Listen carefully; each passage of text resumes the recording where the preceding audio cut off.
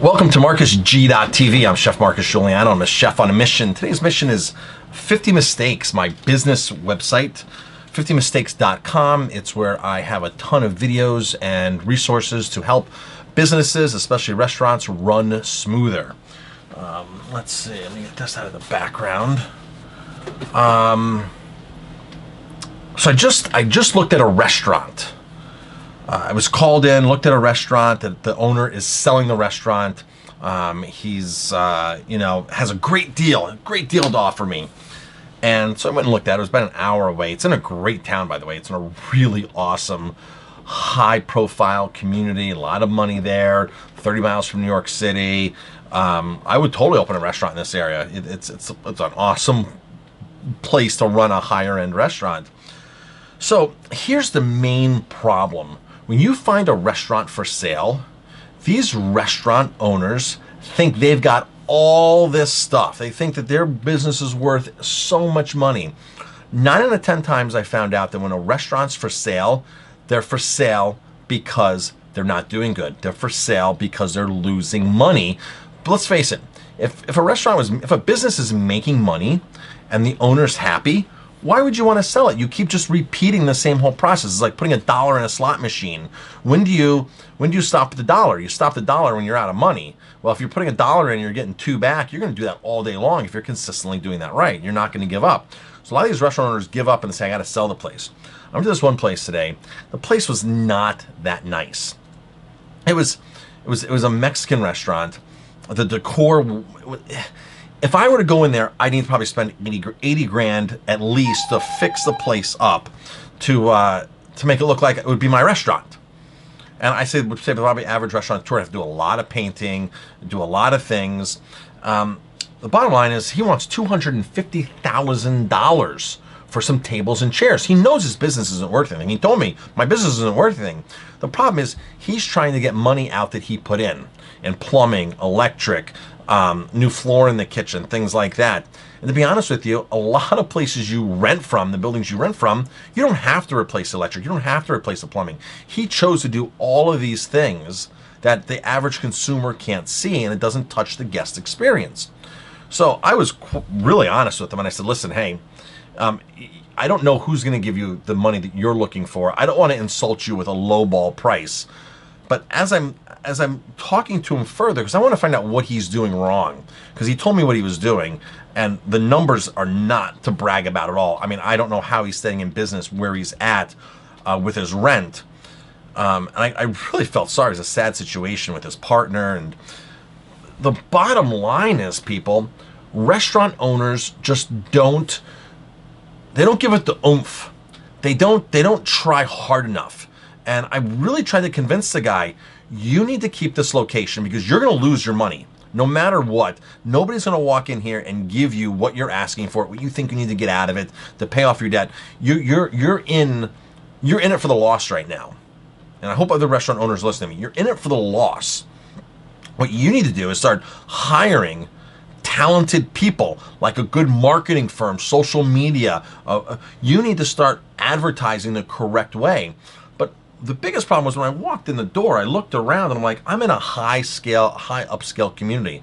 I'm walking in, I'm looking at the bar. There's nothing high upscale on the bar. The bar's not even really filled with that many bottles. You have to really match a lot of times the neighborhood you're in. Now, for me in our restaurant, I don't match the neighborhood I'm in. I'm a couple steps above it, but I do a fantastic job marketing and bringing people in from all over the place to rebuild the community. I've been doing this for 14 years. But he's in a community where the community is rebuilt. There's street festivals all the time. The economy's booming down there. People are there spending money left and right, and you're going to get these people to walk in your restaurant. You're not giving them a reason to spend any money.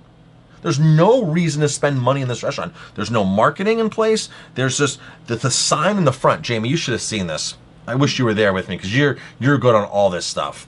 The women's bathroom, first of all, you would have freaked out on. You're like, it's clean, but it's just so old and archaic. And if you're going to spend that kind of money, So if I spent 250 grand on this building, I'd have to at least put another 80, 100 grand in just to make it look good. So the women's bathroom is totally presentable and the dining room looks great. And it's just more than a paint job too, by the way. It's much more than a paint job. All new tables and chairs. The bar needs to be redone. I mean, who knows? Maybe it's $125,000.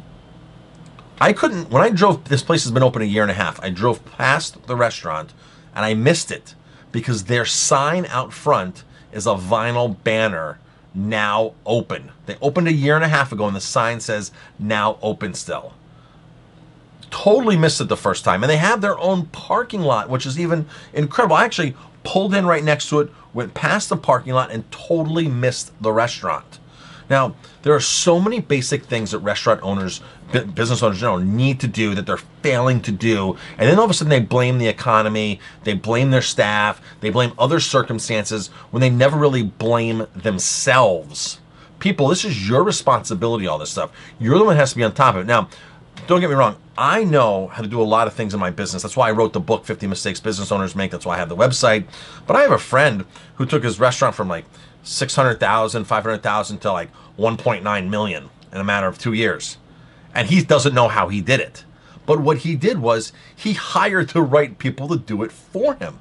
He hired somebody to do all of his advertising, all of his loyalty management, all of his marketing, all of his social media. He hired and put in place the right people to get the job done, knowing that that's what needs to be done. He was frustrated because this restaurant isn't going anywhere.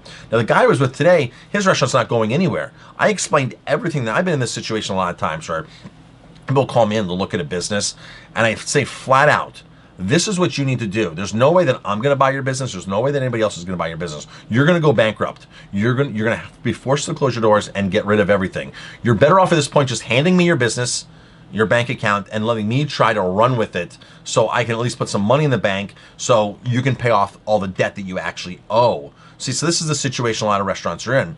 If you're a restaurateur, find somebody who's really talented, give them a piece of the pie, put them in there, because at the end of the day, what do you really have as far as, if you're a failing restaurant, you have no assets. You have tables and chairs and ovens.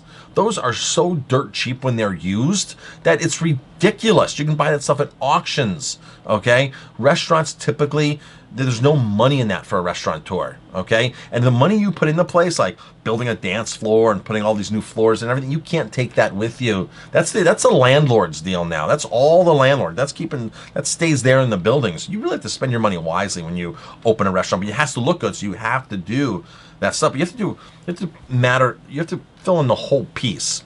And this guy needs major marketing. He needs a major uplift. He's a new manager there. It's amazing what I see these predicaments in of restaurant owners. If you think that you've got what it takes to be a restaurant owner, and because you like being because you think it's an allure or stuff like that, and you have no experience, you have very little business unless you have a lot of gung-ho and excitement and a lot of willingness to learn from mistakes and move forward and not give up. This restaurant owner today told me, oh, I come in early. I come in 8:30, 9 o'clock. I make sure everybody's working in the kitchen. He goes, then I go in and sit at my desk in my office and watch TV. This is what this guy told me, Jamie. Oh my God. He watches TV until the doors open. He goes, oh, I love my restaurant. Then I put my coat on and I walk outside at noon when we open. You just watch TV for an hour and a half. Why aren't you on Facebook, Instagram, Snapchat? Why aren't you running analytics? Why aren't you marketing? Why aren't you branding? Why aren't you doing Facebook Live? Why aren't you getting new graphics done? There's 50 things that you should be doing instead of watching TV for an hour and a half. People, if you're going to be in the restaurant business, there's no time to watch TV and sit back in your office and complain that your restaurant is failing. So it's not even mediocre work. It's flat out unacceptable work. You're going to lose your butt. You're going to lose your ass in the restaurant industry, people. Either you learn how to do it or you hire people. That's the bottom line. Go to 50mistakes.com. It's a great resource for restaurateurs and for all business owners. If you have any questions, leave some comments. Shoot me an email at help@50mistakes.com.